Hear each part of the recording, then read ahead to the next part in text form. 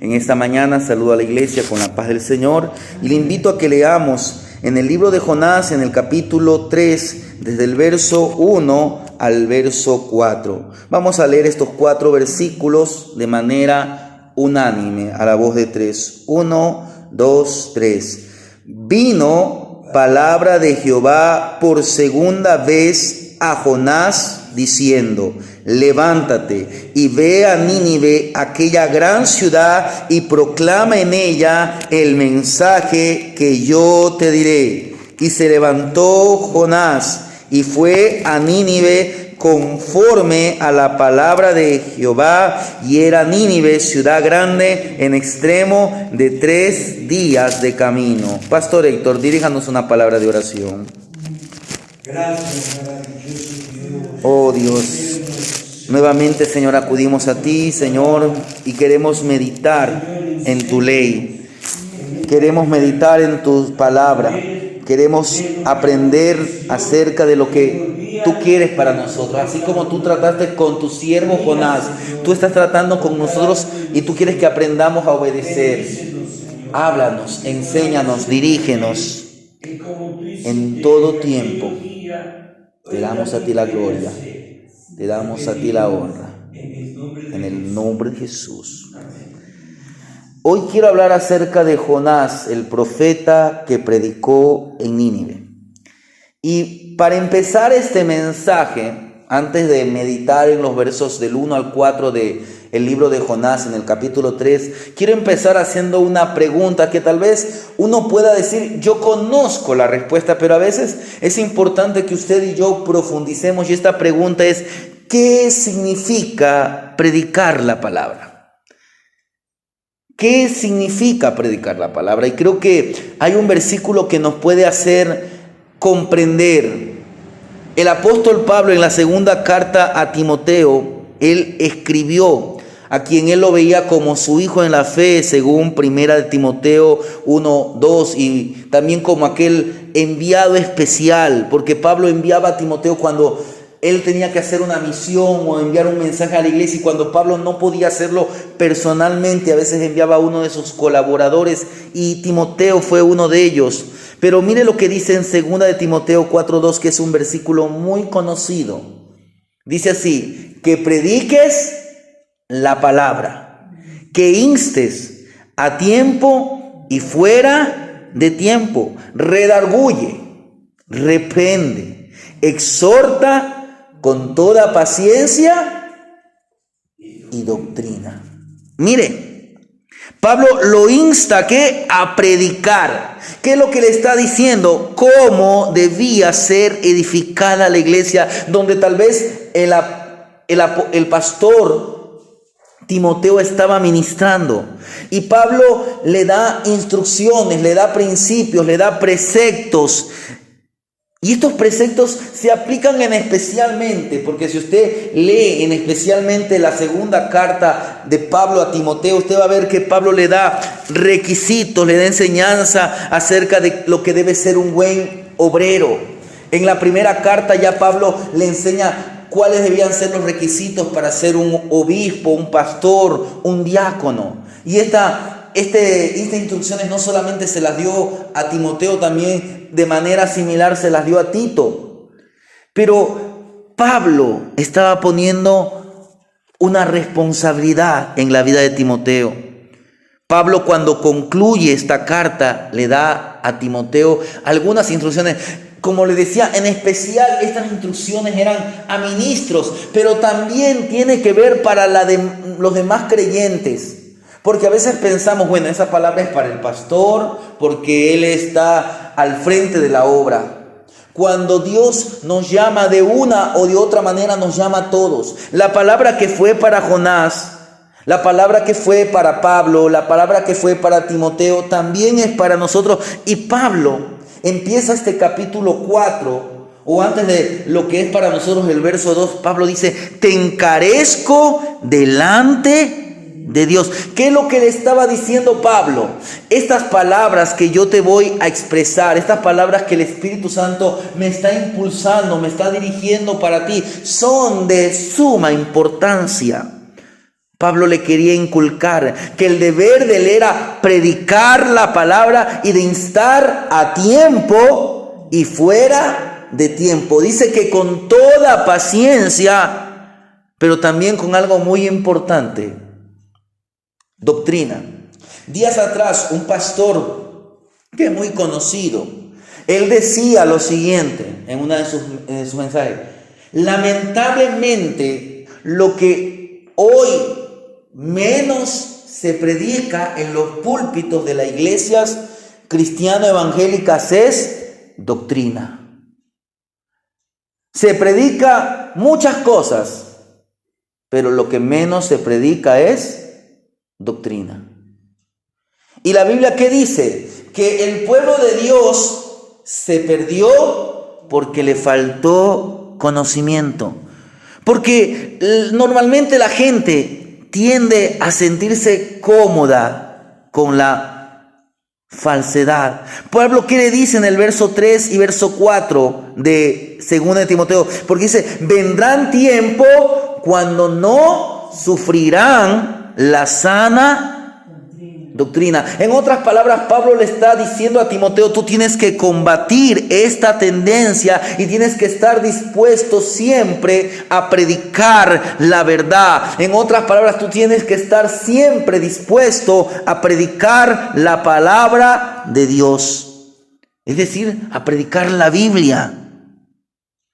A veces usted notará, a veces, aún mismo yo, cuando yo empiezo un mensaje, a veces empiezo contando una anécdota. Pastor Héctor enseñaba días atrás que no es que esté malo traer una anécdota, pero el mensaje que el predicador, el pastor, el hermano que fue encargado a predicar, tiene que ser centrado en las Escrituras. A veces ni se toma en cuenta, ni se lee un pasaje bíblico.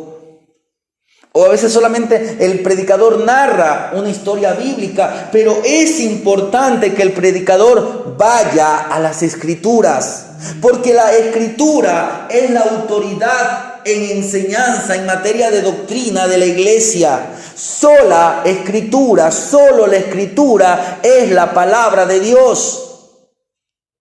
No podemos salir con ideas nuestras. No podemos salir con principios, preceptos humanos. Y tal vez los hermanos de banca se preguntarán: ¿y entonces en qué esto me compete a mí? Si yo no soy alguien que soy invitado a predicar. Pero cuando uno comprende correctamente la palabra predicar, porque esta palabra que en el griego es keiroxon, significa publicar, proclamar abiertamente. ¿Qué es lo que tenía que hacer Jonás? Publicar, pregonar, proclamar abiertamente el mensaje que Dios le había encomendado o que Dios le encomendaría a los ninivitas. Él no tenía que ni aumentar ni quitar, sino decir claramente. Y quiero decirle que predicar puede ocurrir en una conversación. Cuando a veces uno va de viaje, cuando a veces uno toma un café con un amigo, con un vecino, con un familiar. Los padres tienen un deber: proclamar la palabra a sus hijos en toda ocasión, en todo tiempo. ¿Qué dice el libro de Deuteronomio? Y estas palabras que yo te hablo hoy estarán en tu corazón y las hablarás a tus hijos y a los hijos de tus hijos. ¿Cuándo? Cuando te levantes, cuando vayas de camino, cuando te acuestes. En otras palabras, en todo momento, en todo tiempo. Hoy podemos, a veces ciertos hombres de Dios escriben basados en un tema, a veces o en un libro o en alguna necesidad, una verdad del evangelio. Es una manera también de proclamar una verdad bíblica. Hoy con los medios de comunicación, a veces alguien le llama por teléfono. A veces el pastor Héctor le llaman. ¿Y qué es lo que hace el pastor Héctor? Aprovecha su tiempo dándole el consejo de la palabra de Dios.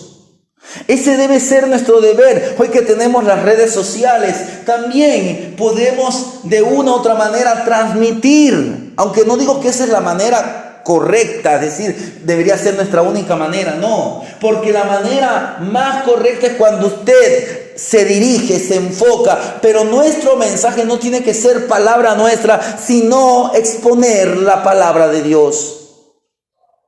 Pero no nos cansemos de predicar. Pero sobre todo es importante que la palabra de Dios sea proclamada con el testimonio de una vida que ha sido transformada y que está siendo moldeada por el Espíritu Santo a través de las Sagradas Escrituras. Es decir, que está siendo moldeada a través de la semejanza del carácter de Cristo. El apóstol Pablo, en la segunda carta a los Corintios, en el capítulo 3, los versos 2 y 3, dice así: nuestra carta sois vosotros, escrita en nuestros corazones, conocidas y leídas por todos los hombres, siendo manifiesto que sois carta de Cristo, expedida por nosotros, no con tinta, sino con el Espíritu del Dios vivo, no en tablas de piedra, sino en tablas de carne del corazón. Cuando usted medita de día y de noche y eso lo guarda en el corazón, cuando usted va a tener una conversación, dice que de lo que está en el corazón habla la boca. Y eso tiene que hacerse palpable, porque no debemos ser oidores olvidadizos, sino que tenemos que ser hacedores de la palabra de Dios. Simplemente predicar significa comunicar la verdad de la palabra de Dios. Como le decía, volviendo a aquel pensamiento, aquella idea que proclamaba aquel pastor, que hoy en la mayoría de los púlpitos lo que se predica, y él decía algo que, cogiendo una metáfora que a veces se utiliza en el mundo, porque a veces dicen, no te alimentes porque eso es alimento chatarra. Él decía, este pastor, hoy en las iglesias, tristemente, lo que se le está dando es chatarra espiritual. Se está dando una charla motivacional, una idea positivista. O Dios me dijo esto, y Dios me dijo esto, y Dios me dijo esto, pero nunca vamos a ver si aquello que decimos que Dios me dijo está correcto a la luz de las Escrituras.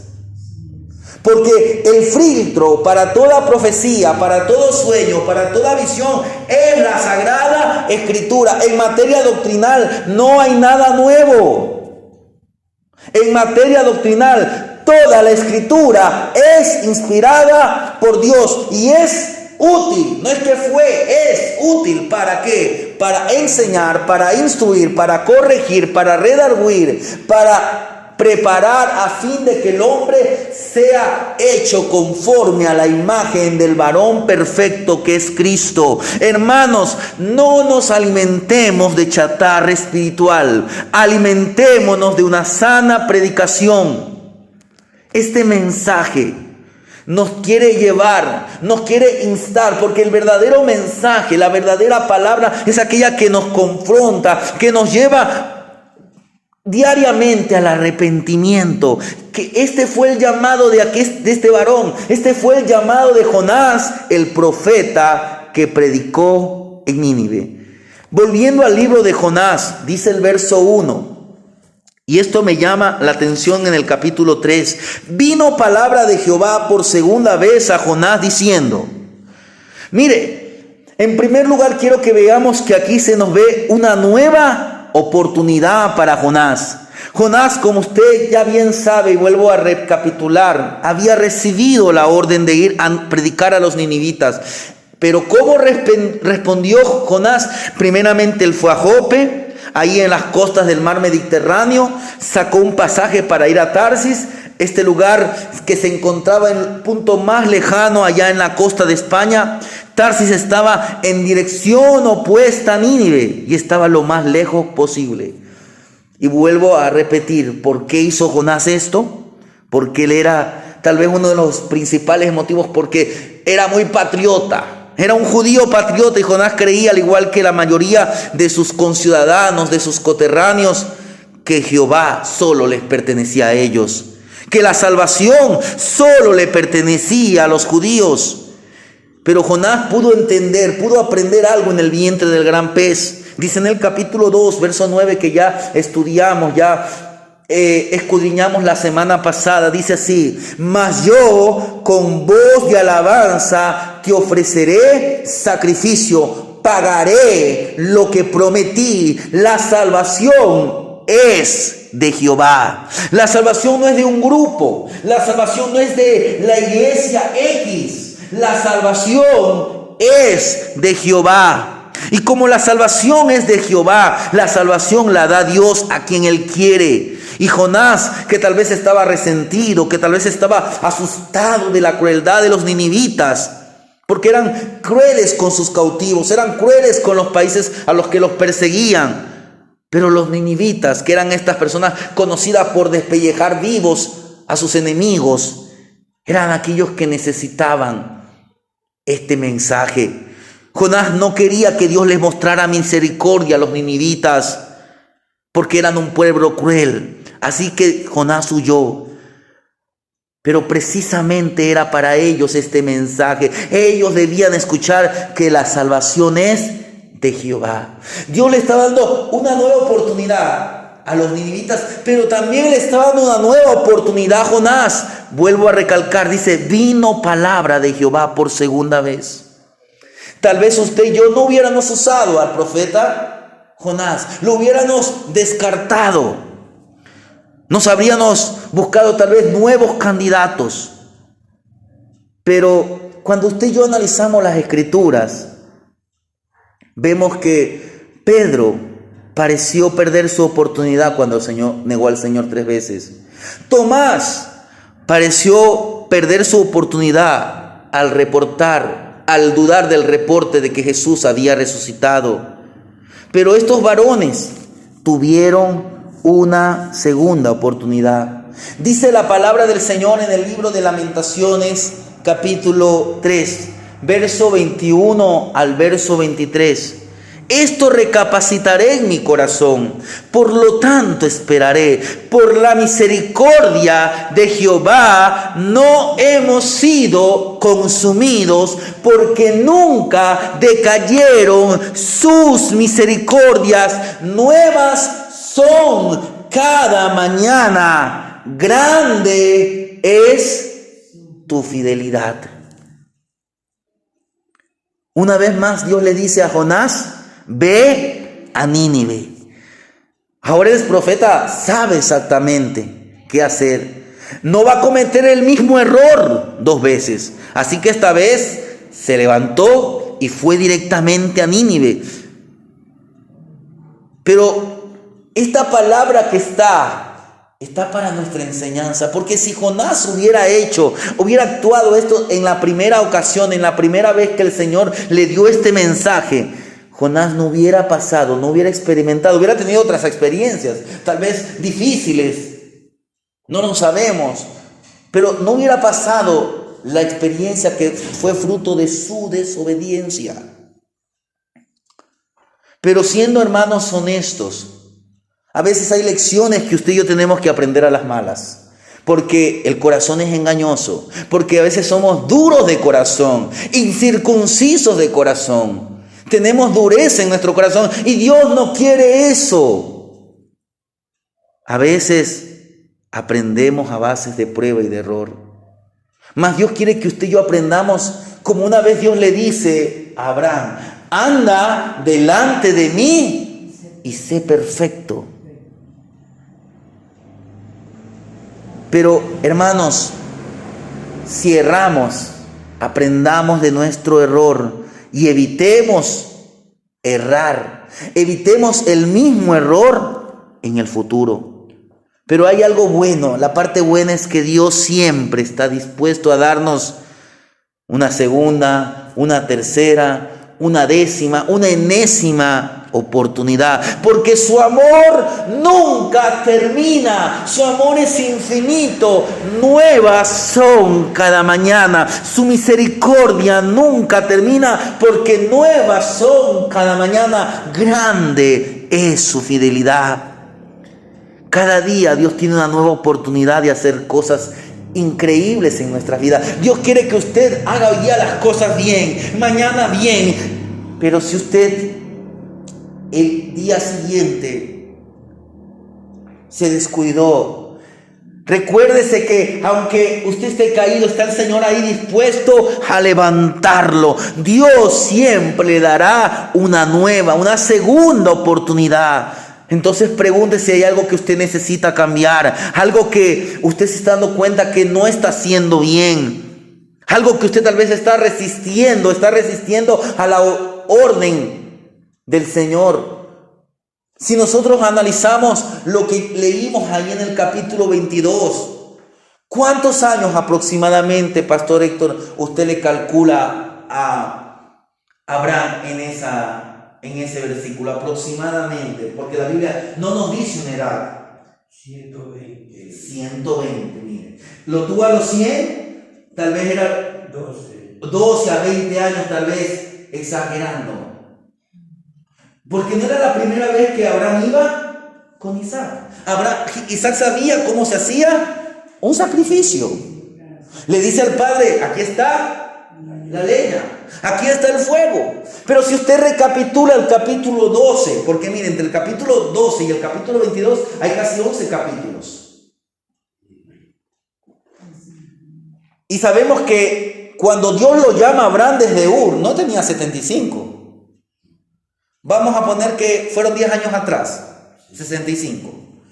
De 65 a 120 hay 55 años.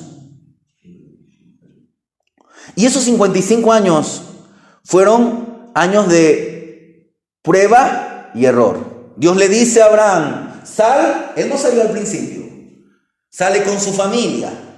¿Y qué pasó? En el camino muere Taré. Luego avanza con Lot. Luego llegan a la tierra prometida. Dios le dice, yo te voy a bendecir. Pero vemos que llega el hambre. ¿Y qué hace Abraham? Se va a Egipto. Se salió de la voluntad de Dios. Allí cayó en mentira. Dios no permitió que cayera en cosas peores. Luego tiene un conflicto con su yerno Lot. Luego usted ve el gran error. Sí, con su sobrino. Luego vemos el gran error que tiene con Agar, porque oye la voz de su mujer Sara, haciendo o manteniendo costumbres, ideas paganas. Pero en todo ese tiempo Dios fue fiel. Dios siempre estuvo dispuesto a darle una nueva oportunidad. Muchas veces Abraham no obedeció parcialmente, lo cual significa no obedecer. Pero Abraham fue aprendiendo. Abraham fue madurando. Y cuando usted lo ve al Abraham del capítulo 22, ya ahora no es un Abraham solamente que tenía fe. No es un Abraham que tenía mucha fe. No es un Abraham que tenía una fe madura, sino que podríamos decir que era un hombre que su fe había sido perfeccionada. Por cuanto obedeciste. Por cuanto obedeciste, hermano. Aproveche todas las oportunidades que el Señor le da. No malgaste el tiempo haciendo las cosas a su manera. Hermanos, ahora quiero que me entiendan. Es verdad que el Señor nos da nuevas oportunidades, pero no lo digo esto para defender la desobediencia de Jonás, sino para defender la gracia de Dios, no solo en la vida de Jonás, sino en su vida, sino en mi vida. Él es el Dios de las segundas oportunidades y de todas las oportunidades, pero no deje escapar las oportunidades de Dios, porque si usted le rechaza, Él lo rechazará. El que lo negare, Él también lo negará. Hermanos, hoy estamos en el tiempo de la gracia, aprovechemos, pero sigamos con el mensaje que estamos viendo ahí en el capítulo 3. Miren lo que dice el verso 2. Levántate, ve a Nínive, aquella gran ciudad, y proclama en ella el mensaje que yo te diré. Mira aquí que vemos la tarea que Dios le está encomendando a Jonás. Jonás tiene una segunda oportunidad y ahora recibe una tarea bienaventurada. ¿Y por qué digo que es una tarea bienaventurada? Porque la Biblia dice: cuán hermosos son los pies de los que anuncian las buenas nuevas de salvación. Recuérdense que esta serie de estudios lleva como título Jonás, el profeta enviado a los gentiles. Fue el primer profeta. Tal vez hubo algún otro hombre, pero aquí vemos un hombre que Dios lo dirige a la tierra pagana, a las tierras extranjeras. Los diferentes profetas trajeron profecía para las naciones, pero aquí Dios le da una palabra para Jonás y le dice: ve a Nínive. Y como vuelvo a decir, esta tarea ni más ni menos era que él predique la palabra. Lo que vimos allí en 2 Timoteo 4:2, que prediques, que instes, redarguye. Redarguye es una palabra que tal vez a todos no les gusta, porque redarguir habla acerca como de exprimir, habla acerca de tocar. Dice el libro de Eclesiastés, mire lo que dice el libro de Eclesiastés, en el capítulo 12, el verso 11. Las palabras de los sabios son como aguijones. Mire, a nadie le gusta el dolor de un aguijón. Recuérdese a Pablo pidiendo que le sea quitado el aguijón de su carne. Pero ¿cuál fue la respuesta de Dios? Bástate de mi gracia. En otras palabras, ese aguijón va a permanecer. Y ese aguijón dice que era un mensajero. Mire, a veces aún Dios permite que el enemigo toque nuestras vidas, así como permitió en la vida de Job. Pero recuérdese que Dios es soberano. Y Dios, las cosas están bajo el orden de Dios. Y usted lo que tiene que hacer usted y yo tenemos que hacer es someternos. Dice que las palabras de los sabios son como aguijones, son como clavos hincados. Y como clavos hincados son las de los maestros de las congregaciones, dadas por un pastor. A veces el pastor tiene que amonestar, tiene que redarguir, tiene que exhortar, tiene que aconsejar con toda paciencia, pero sobre todo con toda doctrina. Siempre, hermanos, va a existir, y le digo en los predicadores, siempre va a existir la tentación de ¿qué? De traer algo que sea más positivo. No digo que la palabra de Dios sea negativa, no, pero a veces el mensaje es un mensaje de amonestación, es un mensaje de corrección. Y a muchos no nos gusta.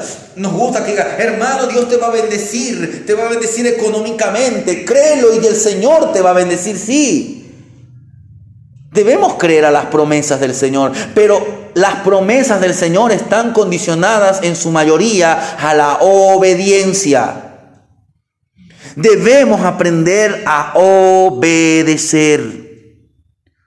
A veces queremos que el mensaje sea popular, que sea un mensaje atrapante, que sea un mensaje atrayente. Sin embargo, los cambios, las reformas del alma, el despertar de los corazones, el avivamiento de los corazones, solo viene por medio de predicar el poder del Evangelio. ¿Qué nos dice Pablo en el capítulo 1, verso 16 de Romanos? Un versículo muy conocido. Pablo dice: porque no me avergüenzo del Evangelio, porque es poder. El poder no está en el predicador. Es verdad que Dios deposita poder en el predicador, pero el poder no es del predicador. No es el predicador el que lo lleva a Cristo. Es el Espíritu Santo el que contiende por la salvación de aquellos que han sido escogidos, de aquellos que van a oír por elección también propia el mensaje de salvación. Por eso no seamos rebeldes a la voz de Dios. Pablo dice: porque no fui rebelde a la visión celestial. El poder es el poder de la palabra de Dios, porque es poder de salvación a todo aquel que cree. Va a haber salvación en aquel que cree. Primeramente aquel que es judío y también aquel que es gentil, aquel que es griego.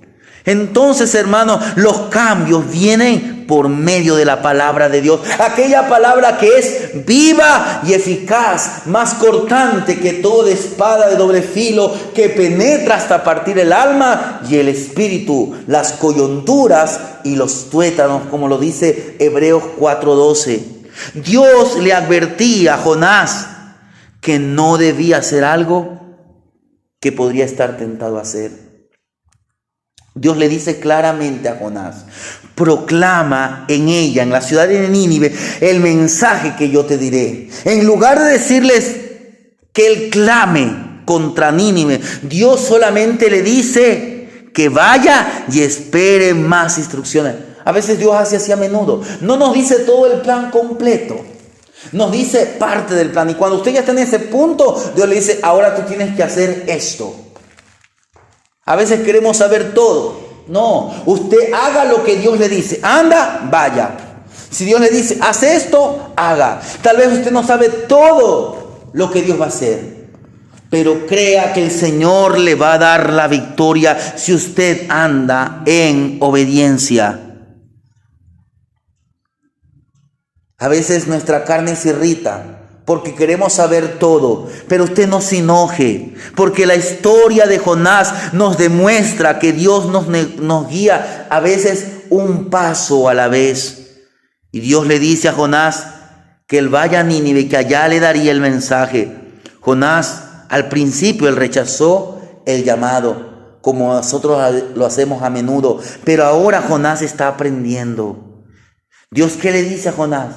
Anda, proclama en ella el mensaje que yo diré. ¿Qué le estaba diciendo? Tú vas a declarar mi mensaje a los ninivitas, lo que yo te diga. No le vas a contar acerca del gran pez. No quiero que dramatices tu regreso al ministerio. No te hagas el foco de atención. Jonás, ve a esa ciudad y entrega mi advertencia. Uno de los grandes problemas es que a veces a un hermano lo llaman a predicar. Y no digo que sea un pecado que a veces uno cuente parte de su vida, pero el mensaje, como dije, tiene que ser centrado en las Escrituras. El predicador puede contar partes, sí, pero sobre todo está llamado a dar la doctrina, a dar la enseñanza, a traer la palabra de Dios.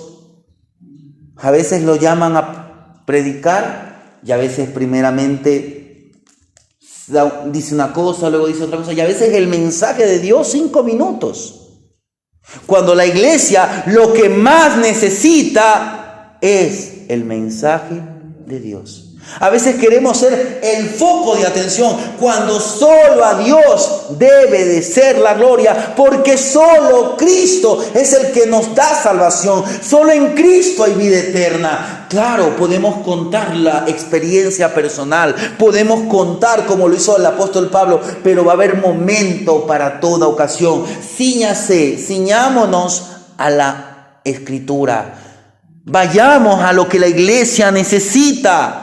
Una sana predicación. Por eso es que finalizando este mensaje, dice los versos 3 y 4 del capítulo 3. Y se levantó Jonás y fue a Nínive conforme a la palabra de Jehová. Y era Nínive ciudad grande en extremo, de 3 días de camino. Y comenzó Jonás a entrar por la ciudad, camino de un día, y predicaba diciendo: de aquí a 40 días Nínive será destruida. Veamos algunas cosas. Dice primeramente, se levantó Jonás y fue a Nínive conforme a la palabra de Jehová. Ahora, habiendo aprendido la lección de que resistir a la voluntad de Dios es inútil, es contraproducente, Jonás ahora obedece al llamado. Se dirige, va a Nínive. Es muy fácil salirse de la voluntad de Dios. ¿Por qué? Porque a veces queremos hacer nuestra idea, y aunque pensamos que eso es una buena idea, muchas veces se va contra la voluntad de Dios. El apóstol Pablo tenía un gran deseo, un buen deseo, ir nuevamente y llevar el mensaje de la palabra de Dios a aquellas ciudades que el apóstol Pablo ya les había anunciado el evangelio. No era un mal deseo, no era una mala idea, pero Dios tenía otro plan reservado para su siervo el apóstol Pablo. La Biblia dice que el Espíritu Santo le impidió que él vaya a hacer esta tarea, sino que Dios le tenía una tarea diferente, que él vaya a la provincia de Macedonia, a la región de Macedonia, y ayude a orar a los hermanos de Macedonia, que sea un conforte, un consuelo, y que comience a predicar el evangelio en las tierras indoeuropeas. Y aquí hizo el apóstol Pablo, obedeció. Y dice también el capítulo 3, dice que era Nínive, ciudad grande en extremo, de 3 días de camino. Ya hemos hablado, muchos cuando leen este versículo dicen que la ciudad de Nínive en un día se la podía recorrer. Pero ¿qué nos está mostrando? La idea detrás de esta declaración no solamente se está refiriendo a la grandeza de la ciudad, sino que al tiempo que le iba a tomar al profeta Jonás esta tarea, 3 días. Era una tarea de 3 días. En 3 días él tenía que recorrer la gran Nínive. No solamente tal vez la ciudad, sino la metrópolis. En otras palabras, las ciudades de alrededor. Porque cuando viene un juicio, a veces no solamente llega el juicio para esa ciudad, sino que llega para las naciones vecinas. La Biblia dice que cuando Sodoma y Gomorra fueron destruidas, no solamente Sodoma y Gomorra fueron destruidas, hubieron otras ciudades que habían sido contaminadas con la perversión de Sodoma y Gomorra. Entonces Jonás fue tal vez a la ciudad, pero tal vez fue a los contornos, a las ciudades vecinas, fue por pueblos, fue por aldeas. Fue aquella casita que estaba en aquella colina. Y les fue con este mensaje: de aquí a 3 días Nínive será destruida. De aquí a 40 días, que diga. De aquí a 40 días Nínive será destruida. Y quiero enfatizar esto último, porque Jonás enfatizó al pueblo de Nínive lo que sucedería si no se arrepentiría. Si ellos no se arrepentían de su mal camino, la ciudad sería destruida en juicio. Y sin duda, esto no fue todo el mensaje que la gente de Nínive escuchó. Tal vez Jonás les dice, así como sucedió. Porque esta palabra destruida es la misma palabra que se emplea para la destrucción de Sodoma y Gomorra. Mire lo que nos dice, y con esto quiero terminar el mensaje, lo que nos dice Génesis 19, 25.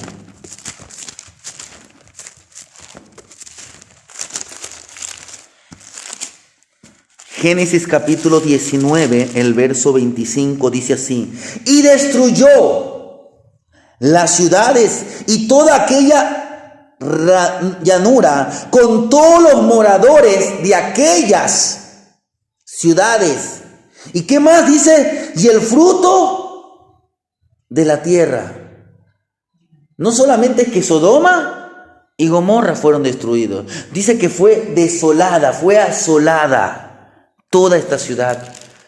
Y se utiliza la misma palabra en hebreo que se utiliza ya en el libro de Jonás. Y esta palabra también la encontramos en el libro de Lamentaciones, capítulo 4. Hace un rato vimos que por la misericordia de Jehová no hemos sido destruidos. Pero mire, en Lamentaciones 4, el verso 6.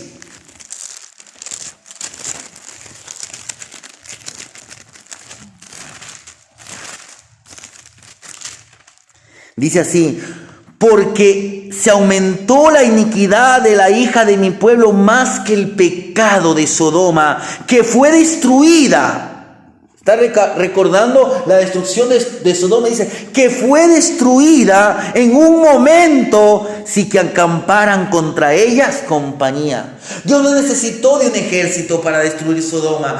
Con su poder, Él destruyó. Y aquí nuevamente se vuelve a utilizar la misma palabra que usted encuentra en Génesis y que usted encuentra en el libro de Jonás. Por último, en el libro de Amós,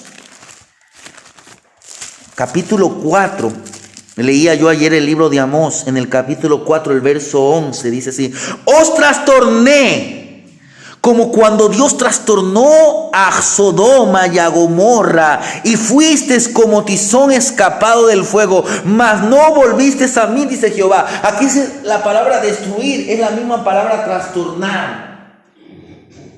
Pero también está hablando de que fueron confundidos, de que fueron destruidos, de que fueron asolados, de que no quedó de ellos memoria. La única memoria que tenemos de Sodoma y de Gomorra es la que relata la Biblia. Porque Dios los trastornó, los asoló.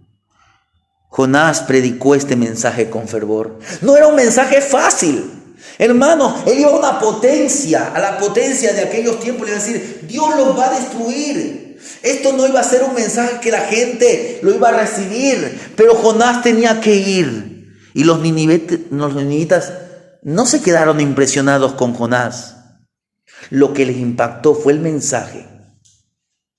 Porque Dios quiere estar diciendo: arrepiéntanse, porque si no, Nínive será destruida. Así como Dios le dio una segunda oportunidad a Jonás, Dios le está dando a los ninivitas tal vez una última oportunidad.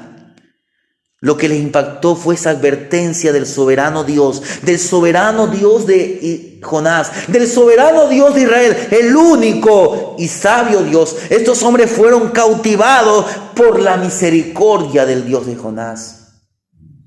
El Señor Jesús, cuando empezó su ministerio, Él dijo: arrepentíos, porque el reino de los cielos se ha acercado. El día de mañana, la Iglesia Evangélica conmemora lo que se conoce como el Día de la Reforma Protestante. Martín Lutero, aquel increíble predicador, contribuyó a la Reforma. Y una vez, en una conversación, le preguntaron acerca de su increíble contribución a la reforma que llevó a la conversión de millones de personas. Y él respondió de la manera siguiente: yo simplemente enseñé la palabra de Dios y la palabra de Dios se encargó del resto. Amados hermanos, el arrepentimiento comienza con creer en Dios. Y a medida que creemos en Él, en el Señor, a medida que creemos en su palabra, tenemos el poder de transformar nuestra vida como Él quiere.